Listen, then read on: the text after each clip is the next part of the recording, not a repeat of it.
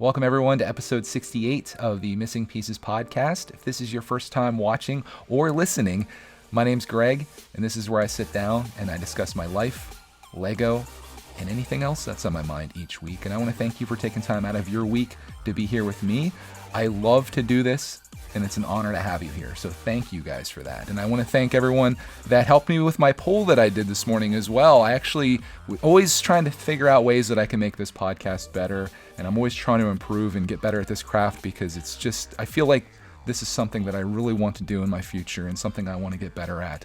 And I was thinking about these episodes and the intros for them, like what I'm doing right now. And I thought maybe I should, since I do have an outline, a small one at that, but an outline nonetheless, I thought maybe at the beginning of each episode I should kind of go down through that and say what you can expect and things that are coming up in this episode. So I thought, this isn't really a decision for me to make. Why don't I do a poll for the Missing Pieces listeners?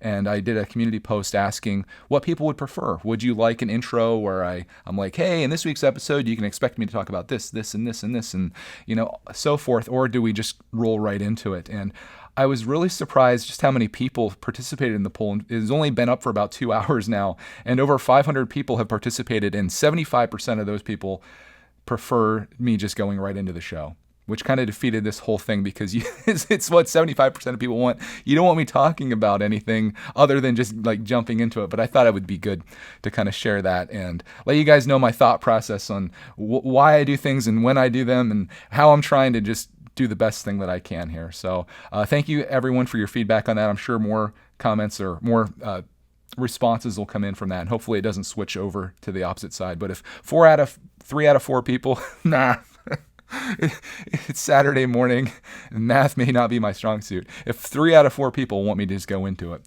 we're just going to go into it. Starting with the thing that I've been asked about the most this week, and that is brickitect buying it? The Ninjago City Gardens. I should have made a video on it. I had a thing in my mind. It wasn't like an official goal, but in my mind, I was like, anytime any kind of major set comes out or news is released, I'm going to try to do an is brickitect buying it, because people don't really care to get news from me. They just want to know if it's in my future or what I think about it. And this set I should have probably done, because you guys know that I am a huge fan of Ninjago City. In fact, it was my #1 set ever since I built it. I explained, I think in previous episodes, why I love it so much, but I'll explain it here again because it's a set that I'm very passionate about. Ninjago City is one of those sets that has such an awesome place in my heart because of the experience that I had with it. I did one of my very first live streaming series was Ninjago City, and I had so much fun. Every night I would come down about 7 p.m. and I would hit up the live stream scene and I would build a bag of that set. And it was so fun interacting with everyone. And as the nights went on, this set got more and more complete. And by the time I was done, I just had so many awesome memories of the times that we had spent together with the community. And the set is just, it's phenomenal. It looks incredible. It's one of those sets that's pretty huge, but it doesn't feel like you're building the same thing all the time. It has so much diversity, and it feels like a shopping center or a mall, and I just loved it so much. In fact, I still do, but it has gone down to like #2 on my list because the Lego Nintendo Entertainment System is just up there for me because of nostalgia. And you guys will probably realize, if you haven't already, so much of my love of Lego is centered around the experience with it and nostalgia from the past and wanting to rekindle things that I've held dear throughout my entire life. And that Lego Nintendo system just kind of went right up the ranks there.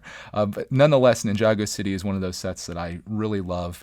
The Docks set I love as well. I built that one on a live stream as well with a bunch of friends of mine, and I think it was like 8 hours for me to build it. I'm not the fastest builder. If you're surprised, you're probably no one's surprised by that. But I love both of those sets, and this is just like, it's like the third part of that. And I think this one, I think it looks better than the Docks. It doesn't beat Ninjago City out for me, but I think the set looks just incredible, and I'm excited to get it. But I haven't bought it yet because I'm waiting for a promo. I want to get something for buying it. As greedy as that sounds, I think everybody should try. If there's a set that you really like, I would try to wait a little bit if you can. Like, I understand when you really love something and you want it right away. I have friends that are very big Ninjago fans that were like at midnight trying to click the button, and I don't think it actually went live then, but people were very excited about it. But you don't know what's around the corner. Like the February gift with purchases could be coming up. There could be something cool. There could be a double VIP weekend or anything like that. And for me, with the backlog that I have and the things that I'm working on, I feel like I could sit on this one for just a little bit and I'll still get it and enjoy it. But I'm just waiting for the right time to strike. And when that time is, I will share it with you. Dealitect will come out in full force and be like, all right, guys, we got this epic promo. We got double VIP. It's all coming together at once. This happened last year. I don't predict it happening anytime soon if you're thinking about it. But just hold off on this one if you can for a little bit. And we'll see what February holds for the gift with purchase. And if we have to go beyond that, we will. But it will be in my collection. And I think it's going to look great right alongside of the other two sets that I have.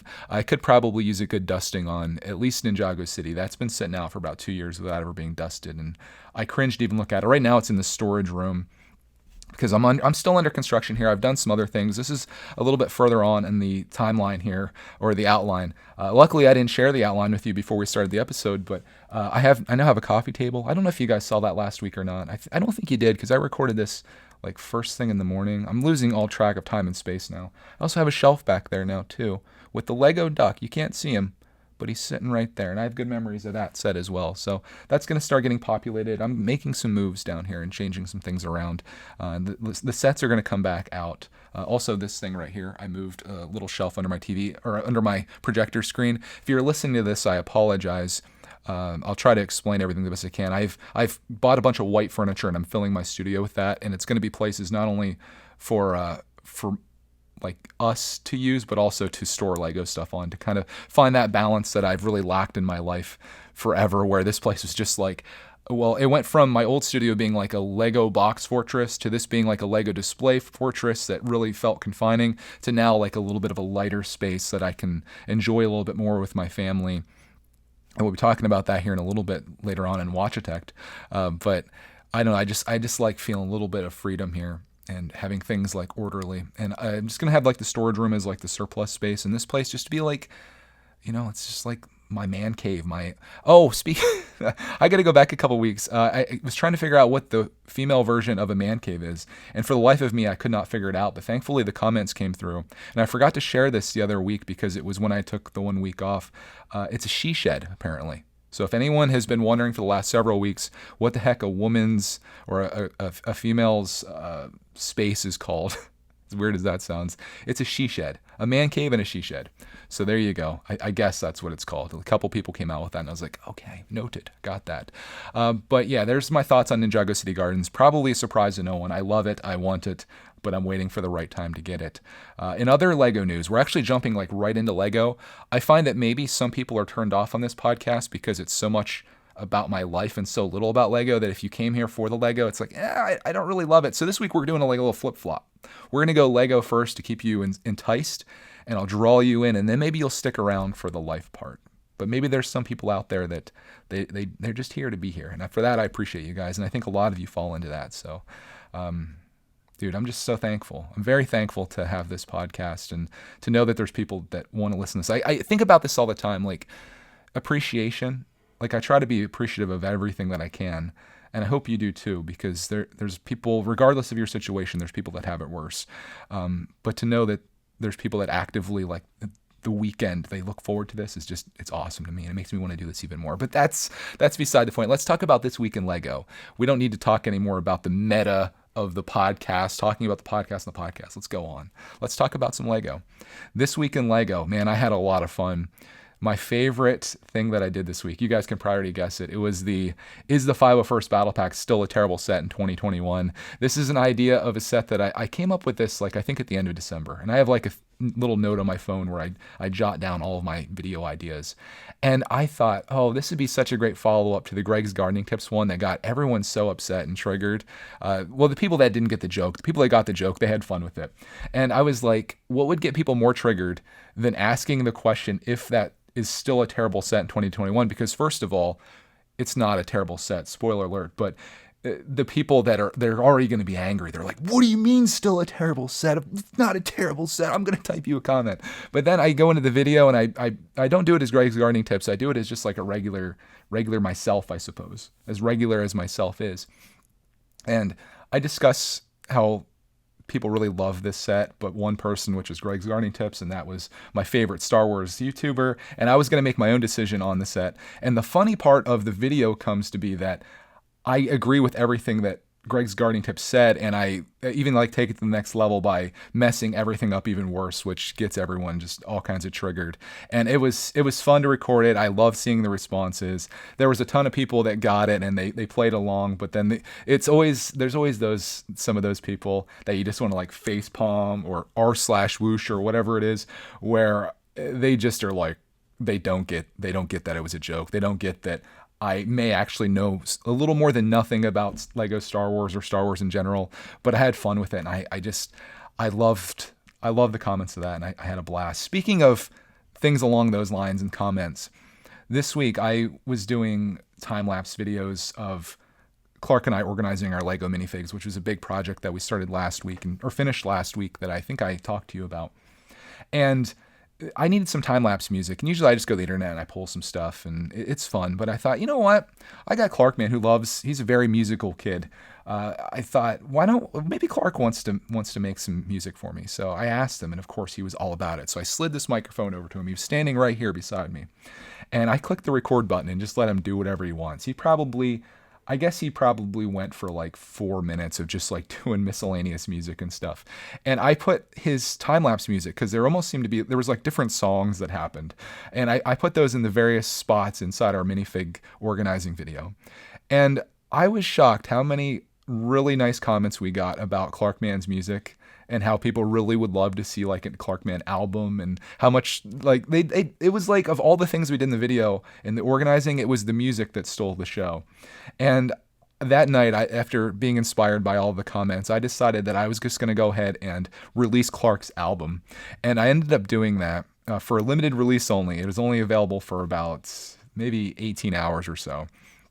And the people that commented on that video, it was awesome. You guys are some of the nicest and funniest people that I could ever imagine being in a community of people with. It was so funny looking down through it. There was a lot of comments about Spotify and how it should go to -- on streaming, and the top 10 rappers Eminem was afraid to diss, and they had Clarkman on the list. It was great.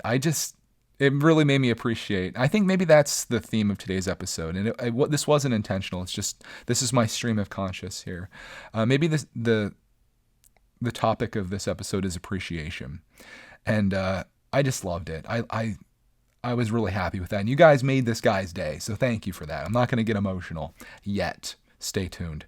Let's talk also about some other things that I've been enjoying this week. I've been enjoying morning streaming. I want to talk to you guys about morning energy. For some reason, my sleep schedule's been off lately. And when people say that, I think they typically mean like, oh, I've been staying up really late and then getting up really late. Mine's the opposite of that. I've been getting up really early, like 5 o'clock early, sometimes even before that. Like I'm just awake and I'm like, okay, let's do this. And like I've been really loving coming down into the studio here, and we'll just be like watching a video and building some things, or in most cases now, like we'll just go ahead and do a live stream. And these live streams are like 6, 7 o'clock in the morning, sometimes after I've already edited a video. And I just really love that time of day. I don't know what it is. Like some people are morning people, some people are like evening people, night owls, I think they're called.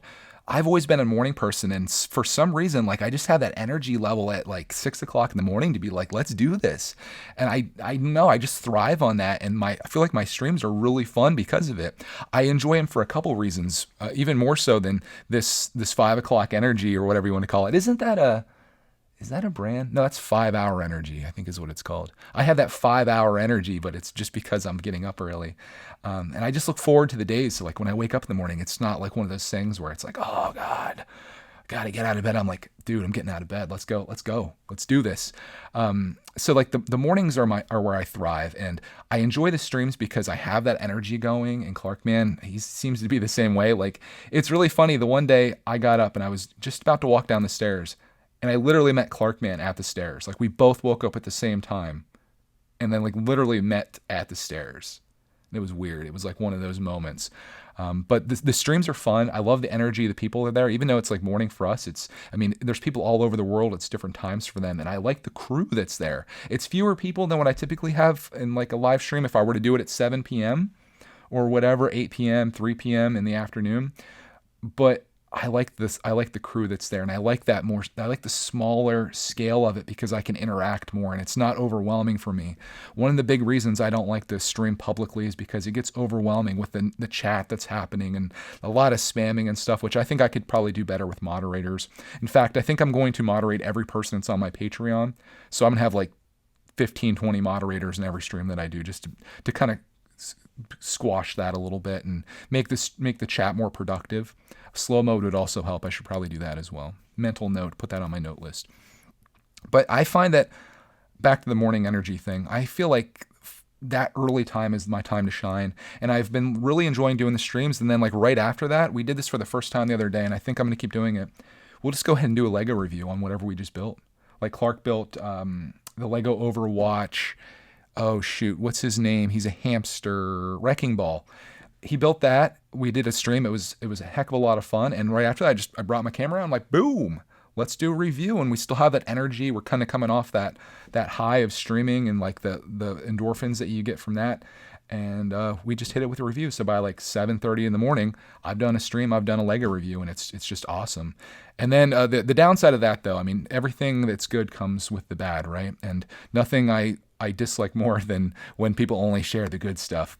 By like 8 o'clock at night, Clark and I are sleeping on the couch. So, you get up and you burn that fuel. You only have so much fuel to go. And then by like 8 o'clock, Cody's probably thinking we're like some geezers or something, but like we're out. Like 7 o'clock at night, I get in the couch and I got like my blanket, like my nice fluffy blanket. And you get in that spot. And I think we've talked about this before, and maybe everyone has this spot. If you don't have this spot, find the spot in your house because you're going to love it. Curl up in your spot. And ours, it's like our couch is like an L shape, and I love that corner spot. And, you get in there, you get all comfortable, you get your blanket on, and boom, no matter what you're doing, you're out. And I've missed a lot of movies because of this. I've ended up falling asleep quite often. But again, morning is my time. If I were to do those same streams like in the evening, it wouldn't be the same for me. So I just been loving it. Getting up early. Maybe it'll inspire you to maybe get up a little bit earlier, but don't do that if you're a night owl person. I shouldn't even say maybe it'll inspire you. Why should you be inspired to get up early? If you want to get up early, if you had a reason to get up early, you'd already be up early. If you have a reason to stay up late, if you want to stay up late, you're probably staying up late. And there's nothing wrong with that. There's no one prescription for any person out there. And if you're a person that my 5 a.m. is like your like 10 p.m., dude, more power to you. I'm 100% behind that. So find what works for you. I would say just the time that you have, though. We talked about that energy or the fuel that you have. And excuse me, you think about the fuel and your tanks are going down as the day goes on. Make sure you use that fuel efficiently. That's the only thing that the only recommendation that I'll make to you from brickitect coming out to you right now. Let's talk now. We're still in the Lego scene. We're still talking about Lego this far into the podcast. What? And there's more to come. I want to talk to you guys about the police station. I want to show you, for those of you that are watching, I know some of you are just listening to this, and that's perfectly fine. This is available on every podcasting platform that's out there. So if you got other things to do, take this with you. Clark and I are working on the police station. In fact, we just built a bag this morning while watching a Bricksar video. Shout out Bricksar. I think I shout him out in every episode. I don't think you can shout out Bricksar enough. Classy fella. We're working on level 2 of the police station, the modular police station. And I want to give you an update over last week. I think I probably mentioned that I'm really loving the set.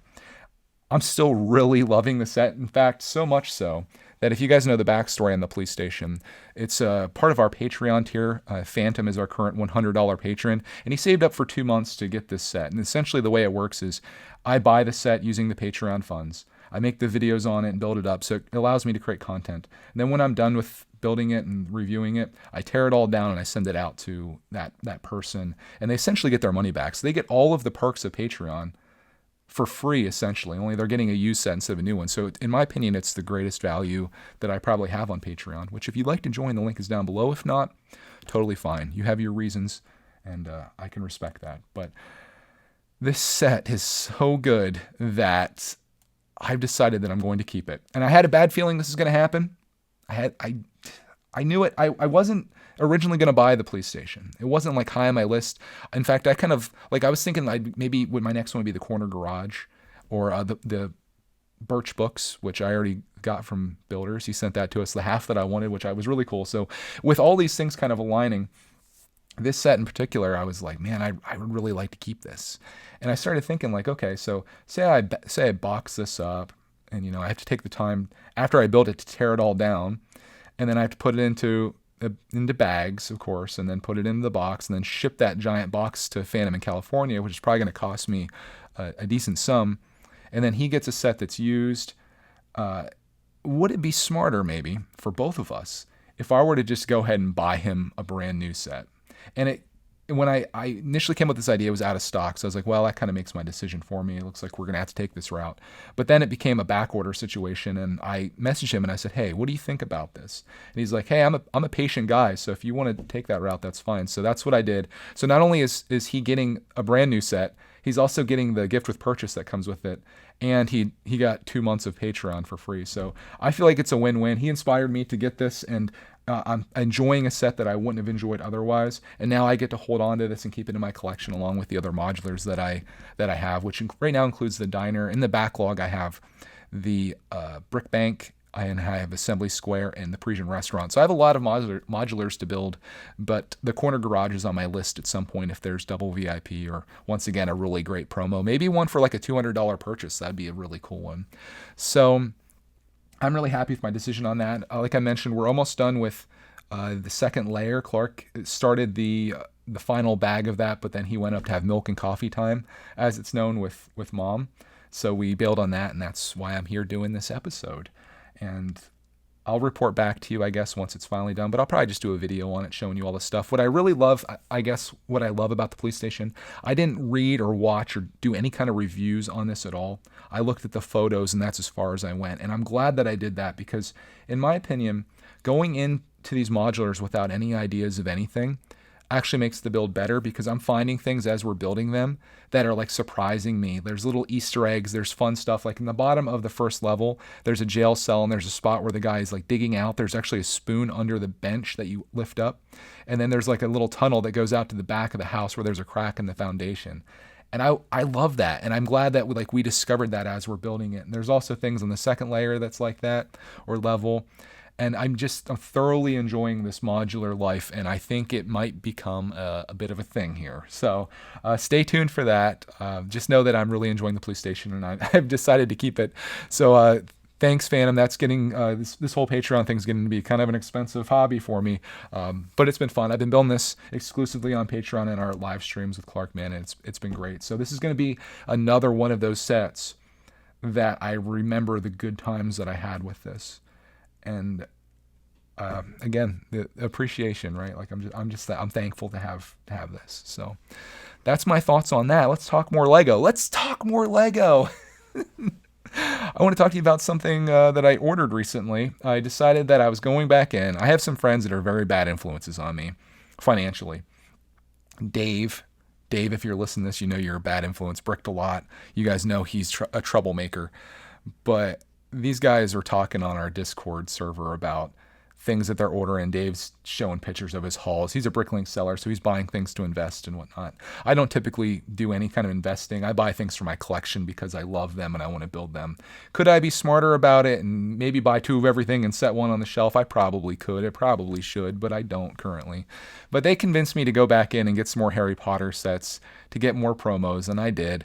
So I went and I got the Attack on the Burrow, which I think is a really cool set. If you haven't seen it, it's like a leaning tower. It's Ron's house, and it's got some cool minifigs with it and stuff. So I got that. That was $100. And then I got the Hedwig, which I'd wanted for a long time. It was one of my favorite Harry Potter sets that came out. It's like the owl that actually flaps its wings. You guys know I love buildable figures and such like that, so that was right up my alley. And then I needed to spend another $10. Those were $140 together. And I needed to spend another $10 to get to $150 so I could not only get the Book of Secrets, second one, but also get the ice skating rink, which I already have, but I was going to use this one for one of our contests this year, maybe like later in the year when it gets cold again. We'll do some type of mock contest. So I basically bought these. I bought these 2 sets so I could get the promos so I could give them away, if that makes sense. because they'll be for contests that are coming up. Which I should. Speaking of that, I wish I would have mentioned this a little bit earlier. I'm doing a contest right now on Reddit, on our subreddit, r/brickitect, where if you want to build what you consider, whatever a brickitect mobile is for you, I'm giving away the classic car gift with purchase that I got a little bit earlier this month. So if you still have some time in this episode, there's some viewer feedback and things that are fantastic that's coming up. So if you want to use the next however many minutes to start working on that, I highly encourage it. Or if you don't want to work on it at all and you don't have any interest in making a mock, but you want to look at people's and help me pick out the winner, I need people to vote on the best brickitect mobile. Go over to our subreddit. It may be linked below. And give a vote on ones that you really like, and we'll see those rise to the top. And one of those lucky souls is going to get the classic car, and I'm excited to do that. So I just thought I'd throw that out there. So I also, to get to that $150, I think I got off track here. I ended up getting a couple Valentine's Day sets. I got the little bear, the buildable bear, which is cute as a button, and I'm excited to build that with Clarkman on Valentine's Day. And I got the roses set. Unfortunately, back ordered until the 26th, so I'm hoping it comes before that, but if not, it's not a huge deal. I just thought they looked cool. So that's coming, and I got to the $150, so there's more money. So thanks, Dave. Thanks, Bricked a lot for the encouragement, I suppose. Or should I not be thanking them? I'm not really sure. Next part of this, I was going to talk about studio news. I talked about a bit of this with my setup that I have behind here, but I also got new bar stools for brickitect. If you guys didn't know, brickitect is going under a transformation on February 1st. We are getting brand new countertops over there. The one last thing that I really needed in this studio, beyond the godlike carpeting and all the other stuff that I've been doing down here, that I've been like taking my visions and making them a reality the best that I can. Cody ordered me these new bar stools that I was really requesting, craving. I don't know what word you want to use for it, but desiring, I guess, is the word. Ooh, desiring. I wanted higher bar stools that were round with a back on them. And she found me the perfect ones. I assembled them this week. You'll see a vlog video coming out Wednesday-ish, where you'll get to see us assemble those and put them together and sit in them and show them off. But that's on Greg's World. They're fantastic. So brickitect is going to be a thing. That's where we're going to be doing Snackitect episodes, probably some live streams over there. Maybe mail time.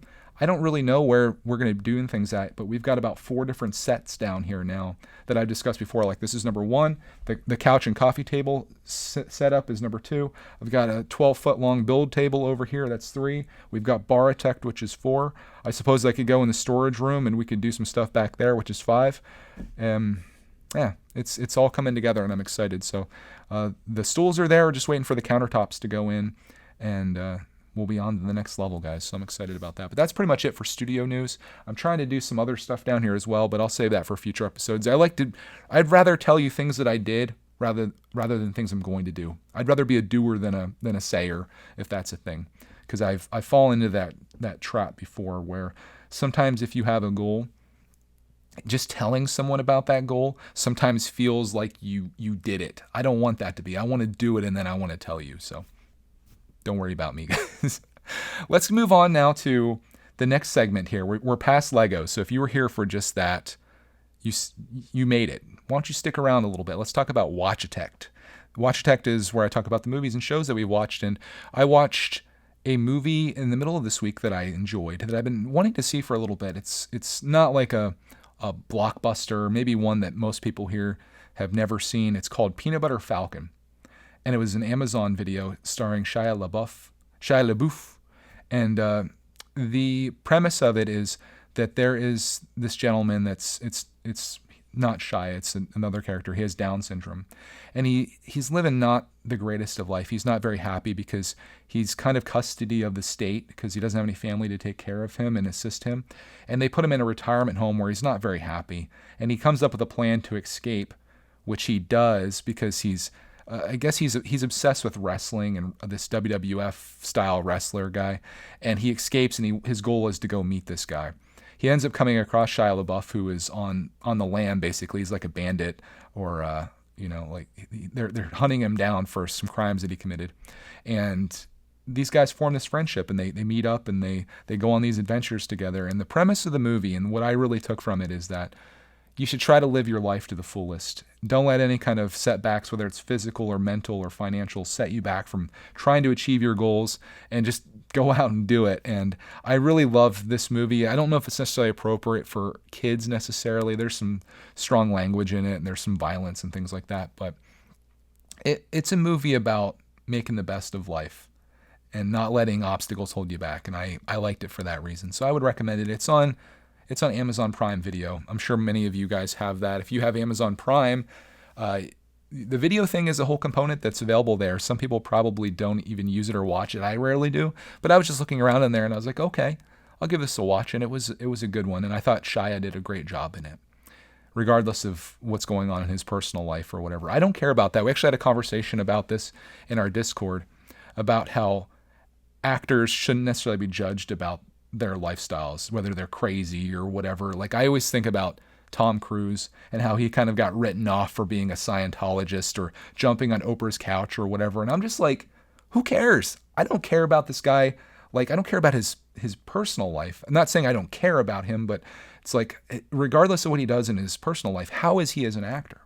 Let's judge him on that. As long as he's not committing crimes or like killing people or hurting people, however you are in your personal life, that shouldn't matter. Like, it should be about your work, right? So I don't write people off for that, and I don't like the whole cancel culture stuff. But we're not going to get into that here. I just like to appreciate people for what they do. So that's my thoughts on that. Another Watch-a-Tech news. Watched Wanda Vision last night, which I went into that. I had no idea what to expect. I was like, okay, everyone's talking about this Wanda Vision thing. What is Wanda Vision, and should I watch it? I decided yes. So we turned it on, watched both episodes, and I am pleasantly surprised by it. It really was. It's very different from anything that we watched, obviously, and it's very weird. Like, it feels like 1950s or whatever TV shows. Like, I think Cody's more well versed in them than I am, but she said it's kind of like a mixture between Bewitched and what were the other shows that she was referring to? I don't know. It's escaping me now, but it's in black and white, at least in the beginning it is, and it's about Vision and Scarlet Witch and their life together, trying to be like normal people in like this normal town set in, I'm assuming it's like the 50s, and it's interesting. I'm curious to see where it goes, and I don't know. I when I was done watching, I'm like, well, that was weird. I want to see more, and I wish they gave me more to watch because I would probably be binging it tonight. So we're going to hold off on that. But speaking of Marvel and Marvel Detector news, you guys are going to be just pumped on this news. Cody and I after we're done watching that, we watched like the Marvel Legends on Scarlet Witch and on Vision. They kind of give you like their backstory and what happened to them throughout all the movies. And Cody and I decided, or Mrs. Brickitect as she's known in some circles, we decided that we're going to go ahead and watch the entire Marvel cinematic lineup. We're going to watch every movie because Clarkman, I feel like, is at that age where he would really love these. So we're going to go all the way back to Iron Man, and we're going to watch all the way through to Endgame, which we just watched Endgame like last weekend. So I don't know if we're going to watch that again. We've already watched it twice. We saw it in theaters. Oh, theaters. Do you remember theaters? Do you remember going to the movie theater, what that was like? Do you remember that feeling of walking in and seeing all the posters and all the movie times and paying for your ticket and looking in your wallet and like nothing's left in there, and then you go over and get popcorn with like some change you found on the floor? Actually, that wouldn't even be possible. And then you go in, you sit in your seat, you pick it out, the lights dim, they play the previews. Do you remember that? Do you remember what that was like? Someday, maybe we'll go back to that. I was actually looking, this is unrelated, but I was looking at AMC stock last night, just out of curiosity. And it's down 90% over the last 5 years. And they have like, on Robinhood, they have the analysts, what they say. And it's like buy, and they'll have like a percentage of people that say buy, percentage of people that say hold, and a percentage of people that say sell. It was 0% under buy. Not one analyst said that you should buy AMC stock.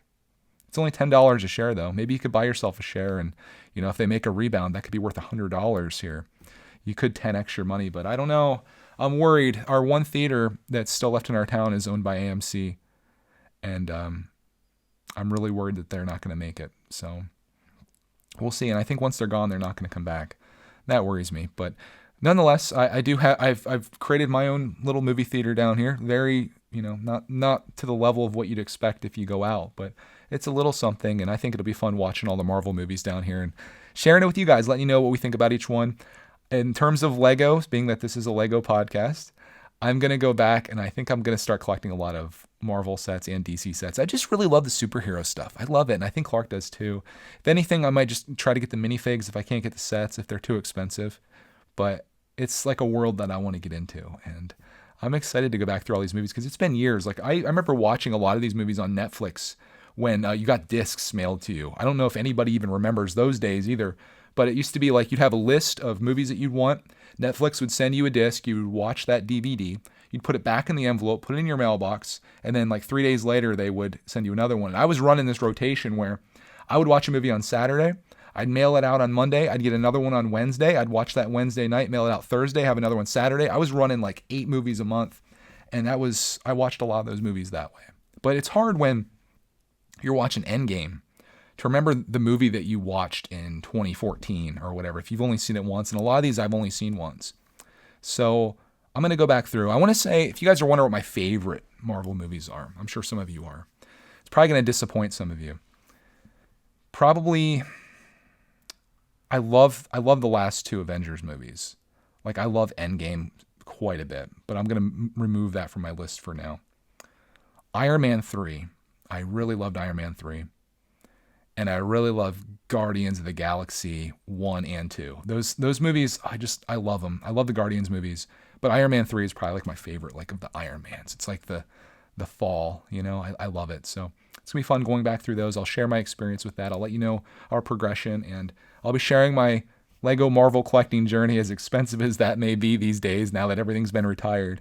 I'll share that with you guys, and I'll let you know how I make out with it. Going to the last topic here before we get into listener feedback, and that's Gamer Tech news. We got some Gamer Tech drama here, my friends. This week, Clarkman got in trouble with gaming. If you guys didn't know, on Christmas, Santa Claus brought him a Nintendo Game & Watch. And what that is, it's a little handheld, almost like a Game Boy. Picture it like that. But it has Super Mario Brothers preloaded on it, has the Lost Levels and like the vintage like balancing of balls Mario game that's on there. And Clark it wasn't on his list, but Santa Claus knew that he would really enjoy it, and he probably found it on Amazon and had it shipped to the North Pole, and it was delivered by Christmas, and luckily he brought it here for Clarkman. But he loved it. It was probably like the biggest hit of Christmas. Surprisingly, I thought it was going to be this robot assistant that he asked for, but the Game & Watch was the thing. And he's been playing with it a lot and enjoying it. And it has gotten to the point where it's a little too much, to the point where he's playing it like all the time. And we asked him, like, you know, you have to ask us to play with this. And he started to sneak it. I caught him on the couch, like hiding in the corner, like playing it. And that's when I was like, okay, this is too much. This is too tempting. We've talked before many episodes ago about whether kids should have phones and technology, because I don't blame them. I'd want to play it all the time too. And it'd be like a drug, you know, and that dopamine's hitting your brain when you're jumping over those final jumps to get to the flag or whatever. But we had to take it away from him for a few days and explain to him, like, this is about balance, and this is something that you can't just play anytime. You have to ask us, and you can only play for a certain amount of time. So he took his punishment, and I think it happened on Tuesday, and we gave it back to him yesterday, and he's been better at it. But I just, I share that because I know there's other parents out there that probably are listening to this, or maybe you're a kid listening to this, and it's like, I find myself in that spot, or I find my kid getting into that. Maybe my kid's on my iPad too much, or my phone, or whatever, and maybe it's. I like being the friend or the good guy or the buddy or whatever, but sometimes you got to lay the law down and be like, listen, dude, my job is to do what's best for you. At least what in this moment of my life, without having any 6-year-old user manual, I want to say this is not a good thing. And this is something that I need to like stop.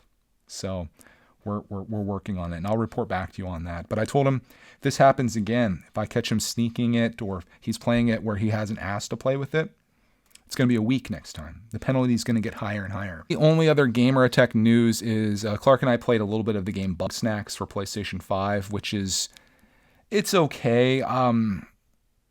If you guys want to know the premise of it, essentially you are trying to capture bugs to give to people of this town that are all dispersed out amongst everywhere, and you're trying to get them all back together in town. And the game, it has some cool mechanics, and it's like, it's like there's traps you can set for these bugs and different ways to capture them and stuff, and it's fun. You have a slingshot. But the whole time I'm playing it, I'm just thinking like about what other games I would love to be playing right now. I play it because it's appropriate for Clark, but man, I have Spider-Man. I like to play that. It's the one for PS4, but I haven't played it yet, so I like to play that. Red Dead Redemption 2, I'd like to play that. I have that game as well. I actually bought both those for my nephew, whose PlayStation broke down, and he had no use for them, so I bought them from him. And I would like to play those, and I'm thinking about that while I'm playing this game, but we're going to try to truck through a little bit, but I definitely want to get into the Spider-Man game. So I just wanted to share that as my gamer tech and watch tech news. That's kind of what's going on, and I think there'll be a lot more of that coming up in the future weeks as well, since there's not much to do outside. We're kind of stuck in, so it's building Lego, it's playing video games, and it's watching movies. Probably the same things you're doing right now. Speaking of things you're doing right now, we'll segue into the next segment here, which I am beyond excited about because this is listener feedback, and I feel like this listener feedback in particular for last week's episode may have been the best listener feedback we've ever gotten. These comments are amazing. So I thought I'd share those with you. No, I guess I'm building the hype up a little bit too much here. So let's just jump into it here with Tracy's comment, who is a repeat offender on here, and I always love hearing from her. So here we go. She says, "Your thoughts today remind me of something." She's referring to last week. And the title of last week's episode was, I think, "Seeking Something I Already Have," or something along those lines, or "Seeking What I Already Have," but that was the general gist of it. She says, "Your thoughts today remind me of something. We can't always eat ice cream," is a quote. "We all have our favorite things, great people, activities, and experiences. Some are extremely joyful, say ice cream. Others are good and tasty, but not at that same level, like, say, eating fruit. We always want the feeling of that eating ice cream gives us, and so sometimes we take the goodness of fruit for granted. The things that are glorious can't be the only parts of our lives, or they'll be mundane. The everyday normal goodness is also good for us and enjoyable. But if we only focus on why the fruit isn't as good as ice cream, we will be miserable. We will miss out on the simple good things in our lives. Also, your fruit might be someone else's ice cream. Like you said, those live streams may cheer someone up. I know you're always working on balance, like all of us. Remember to keep the balance with all levels of joy and goodness. Thank you for sharing your journey, Greg." What a comment. That's incredible. Like, if you need to, take some time to go back and listen to that again. But the gist of that is that you might have these things that are amazing in your life, but everything can't be amazing because you're gonna lose that feeling of that thing being amazing, right? She's using ice cream as an example here. But that really struck home with me because I think about, like, sometimes right now I'll think about things that like aren't my favorite thing to do, right?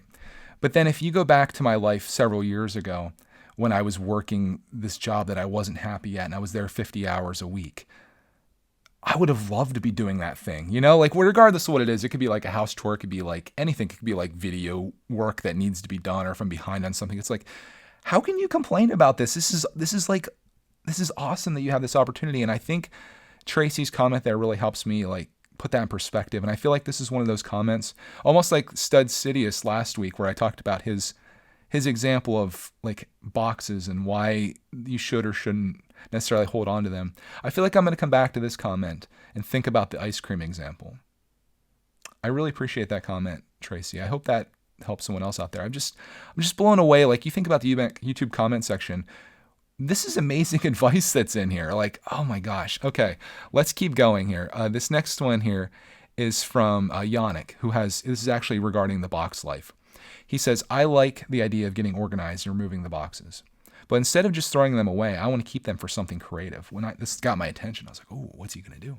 For another month now, I've flattened my boxes and put them somewhere between closets on my apartment of medium size. But normally from February, I'll be moving to my first bought house with my girlfriend. Although she doesn't like the box hoarding life, the creative idea I had was to create a Lego room where one wall is covered with the cutout front of Lego boxes, particularly the ones that I like the most. Next to that, every time I'm at my parents' house, I find those old boxes all dusty and such. It brings back memories of my childhood.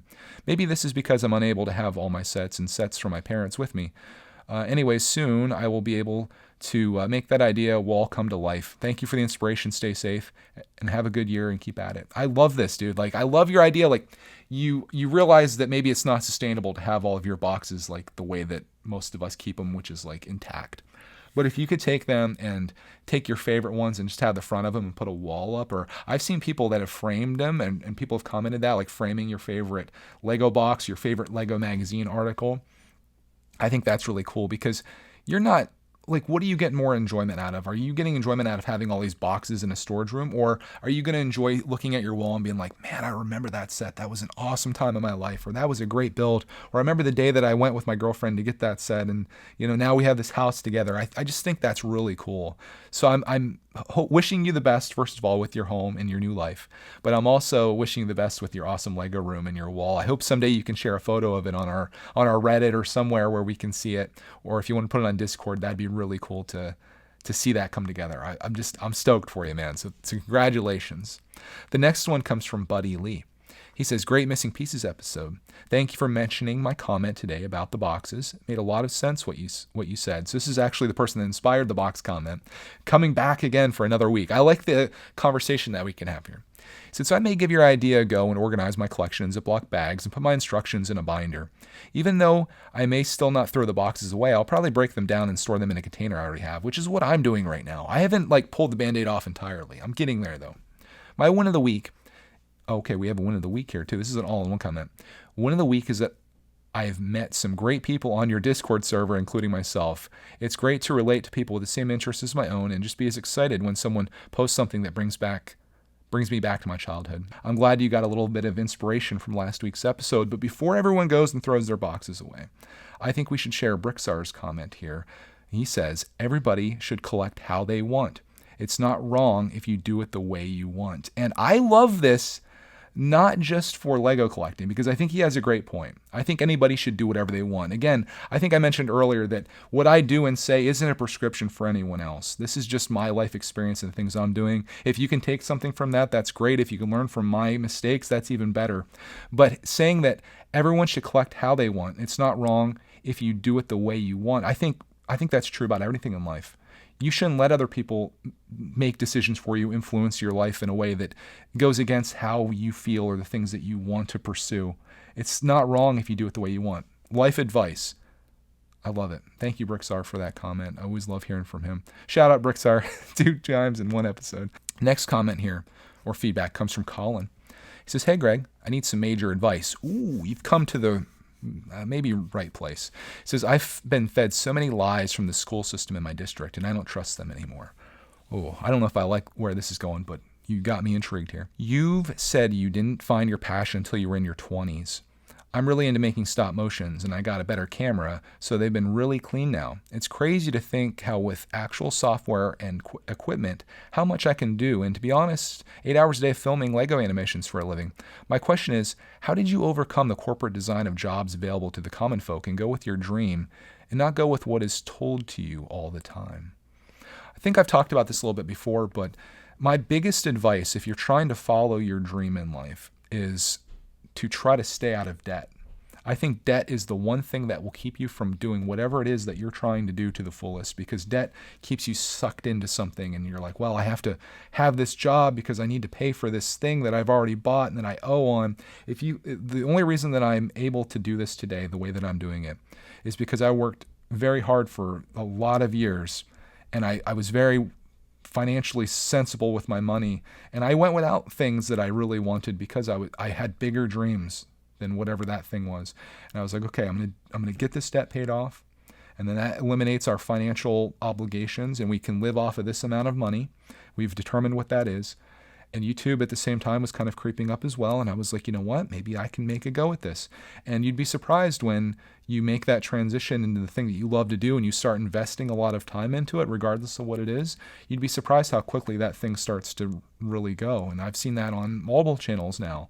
So I believe that it's attainable. I can't attest to that in any field or any line of work, but for me, I knew that's what I wanted to do, and I just went in on it as much as I could. But it was the debt thing that would have prevented us from doing that and would have made me less likely to take the leap. It also helped having a wife that had a health insurance plan through her job instead of it being mine. I know that's one thing, at least here in the United States, that holds a lot of people back, is knowing that I have to have health insurance, because it's not something that's given to us. It's something we have to pay for, and it's expensive to pay for it on your own, especially if you're going to become self-employed. So if you have that other person as like a backbone. And it was nice knowing that I had my wife as a person with stable income. And I knew if this whole thing evaporated, I knew two things. I knew that we would be okay living off of her income. We could survive on that. And I knew that I was still very employable. I had just come off a job that I'd worked at for 9 years or something like that. I had a college education. I knew that if I went to an interview, if someone interviewed me, I would have the job. And I had that level of confidence that I knew that if I ever needed to go back to something, I could. And my reason for leaving would be simply, I tried my hand at being self-employed, and it didn't pan out the way that I initially planned, or whatever reason. And it's easy to come back into that world. And I just, fortunately, thus far, I haven't had to, and I hope I don't have to, because once you're a bird that's been let out of a cage, it's hard to go back into that cage someday. And I hope that I don't have to go back into that cage. But thank you for the comment. I'm sorry that you distrust school, or the Fed lies. I know we've had our fair share of discussions about my thoughts on school, but I think your school has your best interests. They're looking out for you, but you got to decide what's best for yourself. They may push a certain agenda on you or think you should take a certain path, but if you don't think that's right, if that's not what your calling is, don't go down that path. You have choices. Next comment comes from Iceberg. He says, "Hey Greg, something I was thinking about with mock making and really just anything in creative endeavors. When does inspiration turn into copying? One of my biggest worries as a content creator is that I'm not original, that I'm not bringing something to the table. It's something that personally made me shy showing off mocks. What do you think? What do you do to be comfortable with the fact that what you're doing is all you, even if it may be similar to what others do? Thanks for these videos. It's something great to look forward to at the end of the week." I get this. I understand what you're saying. Like, you have mocks, and maybe you're worried that you showing off your mock in a particular way looks a lot like someone else that you watch or you admire that shows off mocks. I don't think you should have any hesitation to put those videos out if that's what you want to do. Imitation is the finest form of flattery. Is that what it is? It's hard, like, when everyone's kind of doing the same thing, to be completely original, right? Like, you could take this into music. Every band that picks up a guitar and drums and bass or whatever, you're not doing something completely original, but you're giving it your own flair. And the thing that's going to set you apart from anyone else is your personality. So people will come to you for the thing that you have to offer. And for me, that's the biggest thing that I have to offer. I can't make a Lego review better than anyone else. I can't build something better or faster or have better editing or anything like that. I can just offer who I am and share that with the world. And it's enough. Just know that what you have is enough. And don't worry too much about copying people. Just make the thing that you want to make and put it out there. Hey, what's the worst thing? Like, I don't know who the best mock maker is or who the person is that you admire, but it wouldn't hurt being that next person, right? You're the next mock maker 123 or whatever the guy's name is. And maybe he'll see your stuff and be like, man, I really love like your creation, and maybe like that could form something. You never know. I wouldn't worry about that though. Don't let that stop you from doing the thing that you want to do. Next comment here. Thank you for the comments though, guys. Thank you everyone so far that's commented. I appreciate this. Again, I love viewer feedback, or listener feedback is my favorite thing. ZG Brick Films says, "I really liked how you said that you weren't making the videos for YouTube, that YouTube is just a platform that you post your video time capsule on. I couldn't agree more. YouTube gives an amazing opportunity for people to share themselves and their passions through videos. And as for what you were saying about making the YouTube videos is keeping you from not being as productive, I also 100% agree. I feel like I'm doing my hobbies of Lego and filmmaking to a much greater extent because sharing them online gives me more incentive to work more efficiently on them. It's like the quote Ross from Vlog Creations would always say, be alive and really live." Great podcast, Greg. Yeah, ZG is referring to, last week I was called out for maybe sharing my life or always filming things and not truly living. And I went on to explain how me making videos, whether it be in Lego or my life, inspires me to do even more things because you want to have like something exciting to share. It's very easy when you're just at home to be like, today I'm just going to watch TV and sit around all day. But it's like, I want to make a video today. What am I going to make a video on? Oh, we're going to go do this. We're going to have fun doing this. We're going to, whatever it is, like it encourages you. So in my personal experience, and it sounds like you're having a similar one, I feel like the act of making videos makes me a more productive person, or I could just be sitting here at 5 a.m. just watching videos, but I'm doing stuff and I love it. So, my thoughts on that. Next comment comes from James Rolfe, who is a longtime contributor here and someone I always appreciate hearing from. And he's sort of on the same line as the previous comment that we had here. And he says, I think your comment is so accurate. In a non-COVID time, by the time you get up, dress, drive to work, the most working parents see of their families is 2 to 3 hours a day. Less in quality time. I'm not even sure it is quality time, but just time. I believe you're focused on the quality of time spent and making most of it. I also don't see 24 hours of streaming brickitect, so I'm assuming you don't film all aspects of everything. Plus, I'm sure Cody wouldn't like it either. You have a career as a videographer you love and are able to afford time to also be with your family that many people don't ever get because of their job and or location. I'm envious that you have a job that you can include your family into, but still private family time. For me, it's my job or family time, not both. When I work, I leave my family. I'm sure it's the same for most of your listeners, and that's just sad and wrong, but reality for most. Keep enjoying your career, life, and your family. As Grug Crude says, follow the light and never be afraid. Man, this comments. I love this.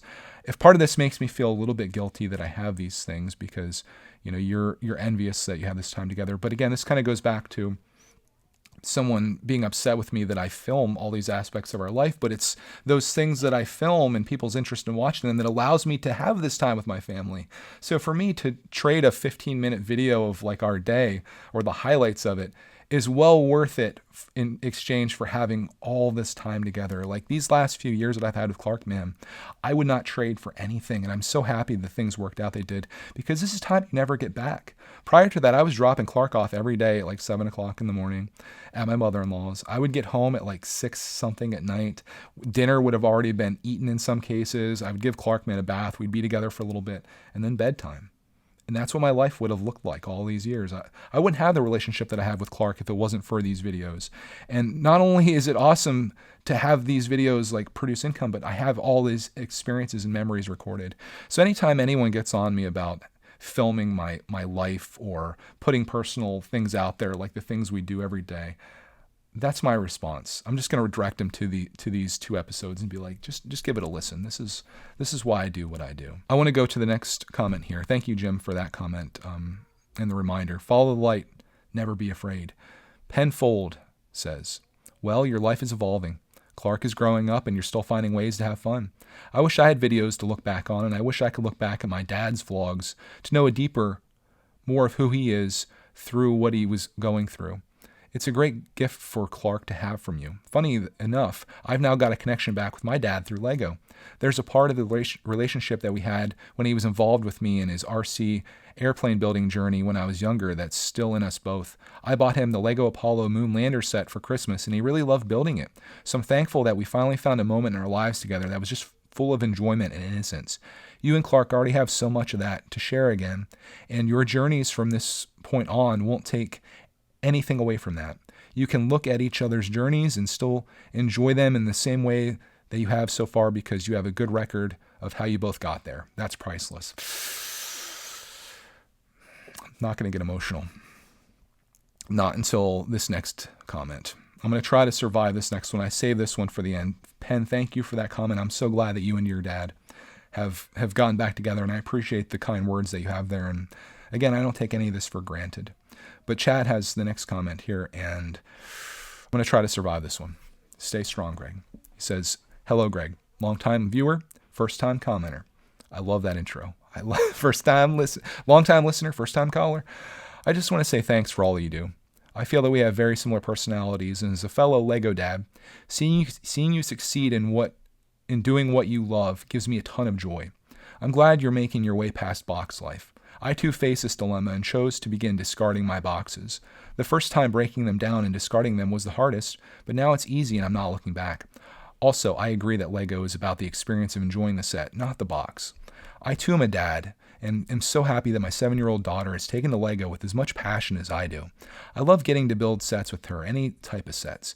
I know you understand how I feel, but my heart leaps with pride and melts at the same time whenever she says, Daddy, can we build a Lego set? I don't care that it might take hours to build a set that I could build on my own in 30 minutes. It's about the experience. It's about helping sort the pieces and find those needed in each step while she builds the set. It's fun to see the improvement as the years go by. How I used to do the majority of the building, and she would help find the needed pieces. Now the roles have reversed and she's become adept at building. Yet she still wants to be a part of each build. This is what I cherish and what I always will. The time that we get to spend together. Shoot, laughing, building, goofing around, and getting sidetracked. Seeing her grow up as I grow older, I wish I had documented all the experiences as you have, and I likely will begin now. After all, better late than never. I don't personally know many people who share my hobby, but for me it doesn't matter. I know one, and sharing it with my daughter is the greatest gift I could ever have. Keep up the great work, and never forget that you are an inspiration to many. Chad. Chad. You got me, Chad. Oh, man. Could that be the greatest comment that I've ever gotten on Missing Pieces? I want to say so. Gosh. All right. Let's go on. I'm still with you guys. Let's go on to the wins of the week. I'm going to share one win of the week here, since I'm barely getting through this. This is from Jonathan Grassmeyer. He says, "Hi, Greg. My win of the week was the moment my purpose clicked and I realized that I already been seeking what I already have. I've been struggling a lot with depression for around 2 or 3 years, and this week my life changed forever. I learned that when you want to pursue your purpose, you don't have to push yourself. Your passion and purpose will pull towards it. I want to thank you for being a part of that. You've created a place that people can come to find some joy, to learn, and to forget about all the stress in the world for a little bit. You've inspired me to create content and bless others because I know I've been blessed with your content. Thank you for being such a positive force in such a negative world." Jonathan, thank you for the comment. I'm proud of you. That's all I can say. I need to pull myself together here, guys. These episodes, I second guess throughout the entire week. I think about like, oh man, that really went well beyond Lego, and I probably shared too much, and this is way too personal. But then I go through and I look at these comments and I get this positivity, and it like Saturday mornings I'm just like ready to do this again. And I just really appreciate all of you guys that take the time to comment, leave the inspiration. Like, you talk about me inspiring you, you guys inspire me. I'm just blown away by the feedback that we get on these episodes, and I'm so thankful to have all of this, man. It's incredible. I hope you guys enjoyed this episode. I hope that you liked the Lego part of it, and if you survived the Lego part, I hope you made it through me breaking down emotionally at the end, thanks to Chad. But we survived it together, and I hope that you found this time that we had here valuable, and I hope that you enjoyed what I think may be the longest Missing Pieces episode thus far. If you want to support this podcast, the best thing you can do is just truly enjoy listening to this each week. You can also leave a like in the video. You can review it on Apple Podcasts. You can join us on Patreon, become a part of our Discord server, our Friday night patrons only streams. You can also join us on Lunch and Lego and have all the secret videos and stuff that we do there, which is a lot of fun and a cool community. You can get up super early and become a part of our live streams there. But most of all, again, just be with me here next week and come along with us on this journey that we're on here together, apparently, where we're all learning things about ourselves and each other and hopefully growing from them. So on that, guys, thank you for watching, and hope to find you in the next Missing Pieces.